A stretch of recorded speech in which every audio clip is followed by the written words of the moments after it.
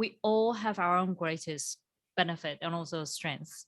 And I guess that if we're not really playing out as our own highest good and also our highest strengths, and we are not really feeling satisfied with that, not only we don't feel the satisfaction from our own life, it becomes like a day-to-day kind of task.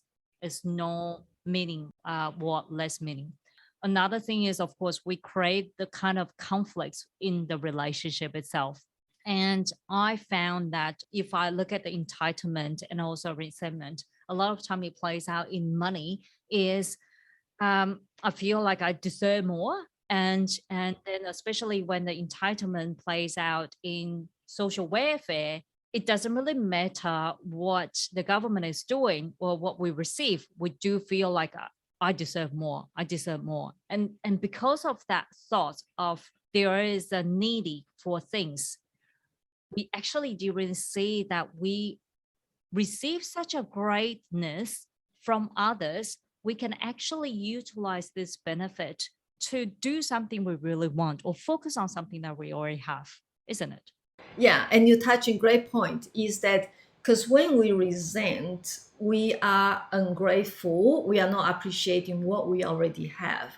And it's all a question of the focus. Is that it's the same thing when we're resenting or when we're jealous of other people, we are not looking at what we already have in our life, the riches and our genius. And that's why we keep playing small, and we are not really stepping to our full potential, what we can really achieve. So that's the jealousy and the entitlement, is that it's holding us back, playing small rather than really expanding into the full potential of who we are. And the issue is the social welfare that, sometimes it's helpful, like the Centrelink or even the pension, because as you mentioned, sometimes people feel that, oh, I work my entire life and I deserve more. And yes, we do deserve a level of fair exchange. However, we have to remember as well, is that if we get more than the fair exchange, what happens is it keeps us in the comfort zone, it keeps us comfortable, and we stop growing. We stop thinking about what else can I do, or stop asking what would I really love to do. Because the problem is when we receive more, we then subordinate to that, because that is keeping us in the comfort zone. And sometimes we actually sacrifice ourselves, sacrifice what something that we really love to do.